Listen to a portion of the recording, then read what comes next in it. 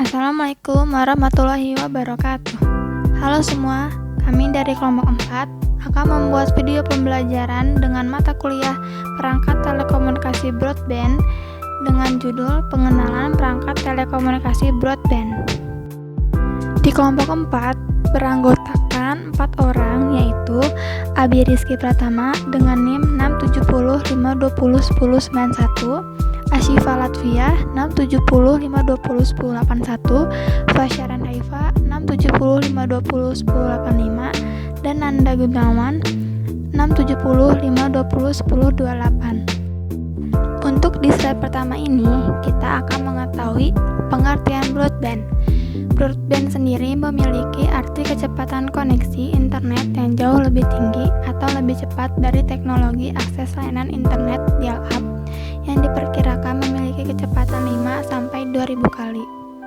Menurut International Telecommunication Union, besar transmisi dari broadband yaitu 1,5-2 megabits per detik.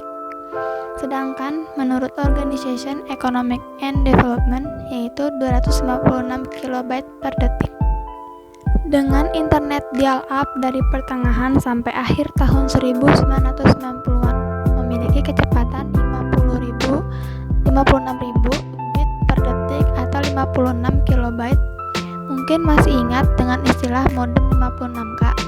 Dari sinilah istilah tersebut berasal yang artinya maksimal 56.000 setiap detik. Istilah broadband mengacu pada akses web berkecepatan tinggi. Broadband berbeda dengan layanan web dial-up karena layanan broadband menyediakan kecepatan transmisi information yang lebih tinggi. Broadband menyediakan akses ke layanan web dengan kualitas terbaik, seperti konferensi video untuk telehealth yang memerlukan transmisi information dalam jumlah besar. Akses broadband konstan, itu tidak memblokir saluran telepon dan tidak perlu menyambung kembali setiap kali perlu menggunakan web. Broadband adalah layanan jaringan internet. Anda dapat menggunakan komputer atau ponsel untuk menonton streaming audio dan video. Untuk di slide selanjutnya ada infrastruktur broadband. Yang pertama ada backbone, yaitu memiliki arti konektivitas yang memiliki kualitas yang bagus atau baik menurut dari pengalaman pelanggan.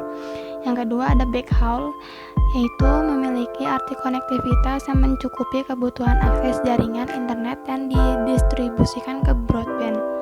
Yang ketiga ada CPE, memiliki arti pengguna dengan memakai perangkat atau menerima layanan triple play. Yang keempat ada konten aplikasi, memiliki arti beberapa konten maupun aplikasi broadband. Yang kelima atau terakhir, akses memiliki arti yaitu konektivitas layanan broadband ke pelanggan. Lalu di slide selanjutnya ada jenis koneksi broadband. Ada 4 jenis koneksi broadband, yaitu yang pertama ada serat optik. Serat optik membawa bagian dari informasi memanfaatkan ketukan cahaya melalui untaian serat pada kecepatan tercepat. Yang kedua ada nirkabel. Broadband nirkabel menghubungkan dengan internet menggunakan sinyal radio bukan kabel. Yang ketiga ada DSL atau Digital Subscriber Line, mampu menyediakan bandwidth yang cukup melalui media kabel telepon. Yang keempat ada kabel dan satelit. Kabel memberikan internet kecepatan tinggi yang mengirimkan gambar dan suara ke perangkat TV. Koneksi internet melalui satelit disediakan oleh satelit komunikasi. Nah, selanjutnya apa aja sih ciri-ciri broadband? Ciri-ciri broadband yang pertama yaitu kecepatan dan konektivitas yang tinggi. Yang kedua menggunakan DSL atau Digital Subscriber Line, modem kabel Ethernet, fiber optik, LAN, dan VSAT. Kemudian ciri-ciri yang ketiga yaitu kecepatan layanan 128 sampai dengan 100 Mbps. Selanjutnya yaitu faktor pendorong pada broadband. Yang pertama faktor pendorongnya yaitu untuk pemerintah.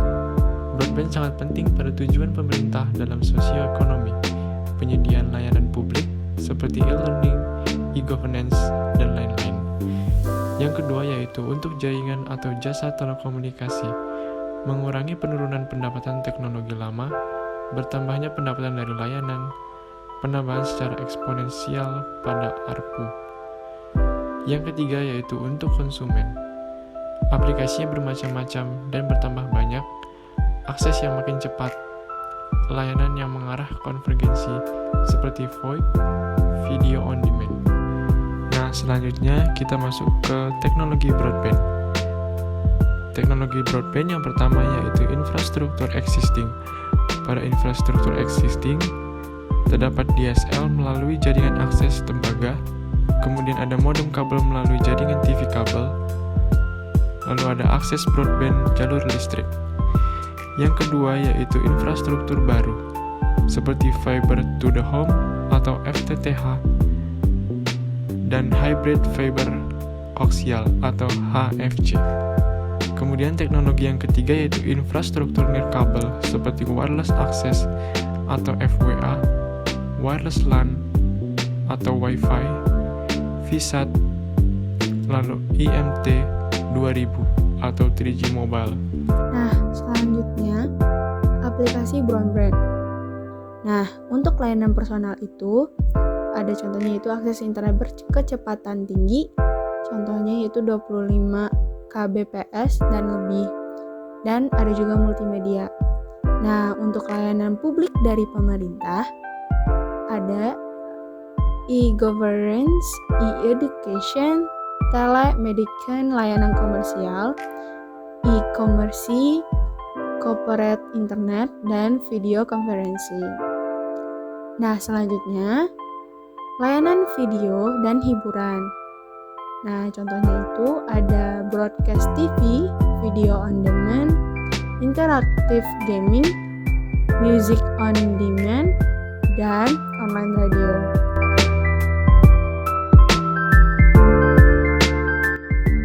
Konvergensi. Arti dari konvergensi secara umum yaitu penyatuan berbagai layanan dan teknologi komunikasi dan informasi. Sebelum ada konvergensi, teknologi sebelumnya terpisah seperti suara, data, dan video. Namun sekarang berbagai jenis itu sudah berinteraksi menjadi satu yang sinergi menciptakan efisiensi baru. Teknologi konvergensi yang sudah diciptakan sekarang bisa dibilang yang terbesar di zaman sekarang adalah terciptanya telepon, televisi, dan komputer.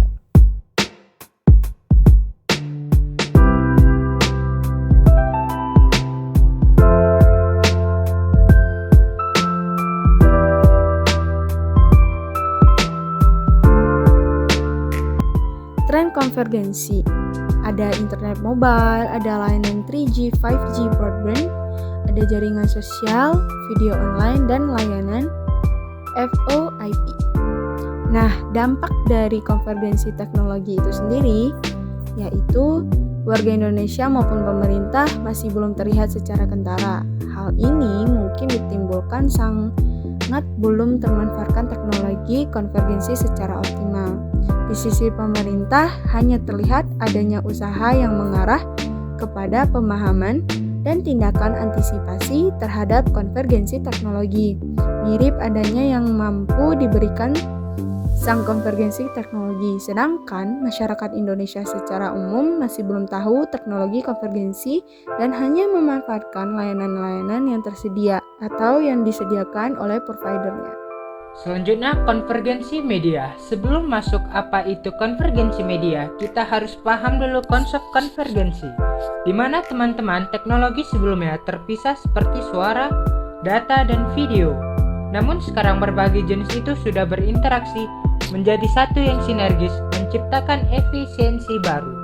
Contohnya yaitu konvergensi media. Konvergensi media adalah bergabungnya beberapa fungsi media menjadi satu. Ada beberapa alasan konvergensi media muncul teman-teman, seperti dorongan kebutuhan media dan berintegrasinya fungsi beberapa media. Teman-teman, tahu nggak contoh konvergensi media? Kalau belum tahu, di sini saya akan memberikan beberapa contohnya. Pertama, ada Fixed Mobile Convergency atau VMC, yaitu komunikasi tanpa batas yang membutuhkan jaringan kabel maupun nirkabel terintegrasi. VMC menjadikan layanan lintas jaringan dengan VMC. Masalah pun dapat terselesaikan. Kedua, internet, yaitu konvergensi teknologi jaringan telekomunikasi telepon dengan komputer.